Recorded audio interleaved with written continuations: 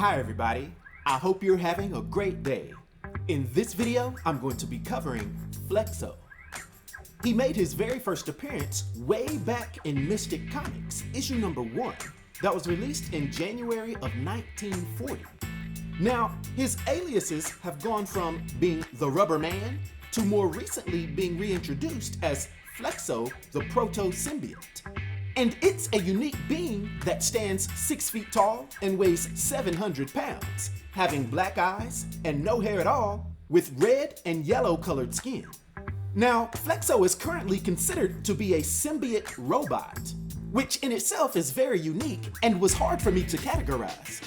Generally speaking, it does have a somewhat symbiote physiology, with it being stated that it's an actual symbiote that's sculpted into the shape of a humanoid robot, with it having low-level superhuman strength, being able to lift around 10 tons, as well as high, moderate to low, vast durability, being immune to most forms of physical attack, including fire. It also has moderate superhuman speed, being described as having the speed of a bullet. Now, as a symbiote, Flexo also has a malleable body, which allows him to stretch and mold himself into different rudimentary shapes. And when that ability is combined with his constituent matter generation, similar to other symbiotes, Flexo has been shown to be able to generate fangs, sharp claws, and have extreme elasticity, which lends itself to the saying that he is a quote-unquote living rubber compound.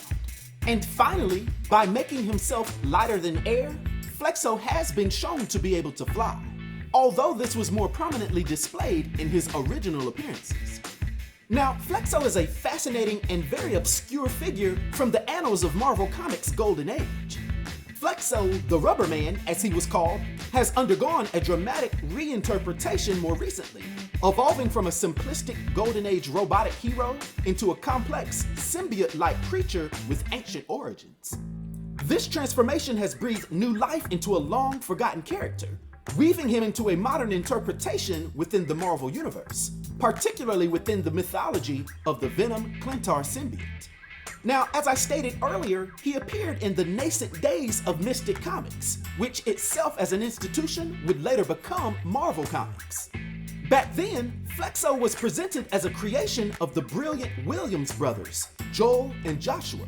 And this early incarnation was a remote-controlled robot forged from a malleable, rubber-like substance.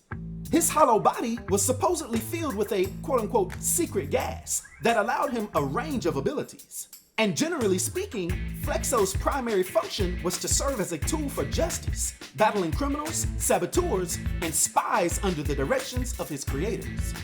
During his brief but entertaining Golden Age run, which spanned the first 4 issues of Mystic Comics, Flexo and the Williams brothers thwarted the plans of various nefarious figures. Their very first recorded adventure saw them foil the plot of the villainous Dr. Murdo, while subsequent tales pitted them against foes like the arsonist Iron Duke and other assorted racketeers and enemy agents, typical of the patriotic fervor of the era's comic book narratives.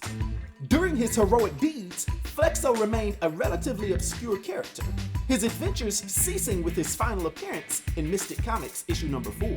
For decades after, Flexo would be absent in comic book obscurity.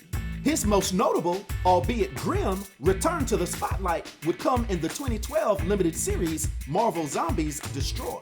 In this alternate reality tale, a version of Flexo was recruited by Howard the Duck to be part of the Ducky Dozen, a team assembled to combat a horde of zombies. This iteration of Flexo met a gruesome end, being horrifically consumed by zombified versions of Thor's goats, Tooth Gnasher and Tooth Grinder. While this appearance was a nod to his Golden Age roots, it did little to suggest a significant future for the character in the mainstream Marvel Universe. But it's also worth noting that in the Agents of Atlas series, that Jimmy Woo had considered Flexo for his team, but the rubbery hero was ultimately not selected.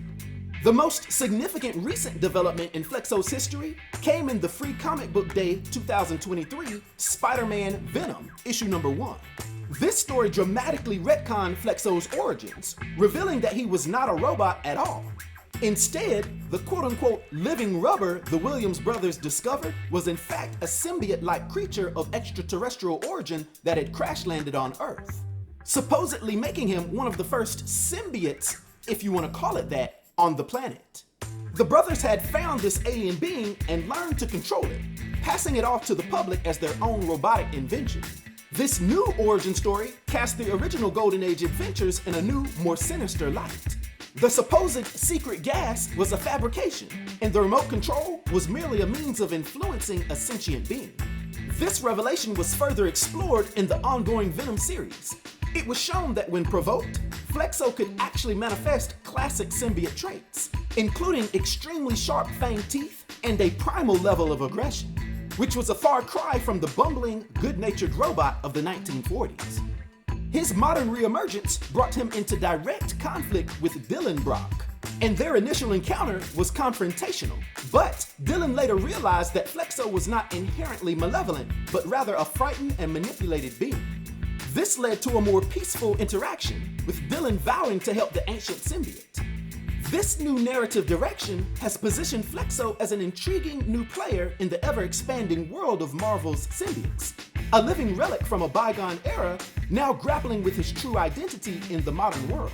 This clever retcon has not only revitalized a forgotten character, but has also added a new layer of history and complexity to the symbiote lore within Marvel.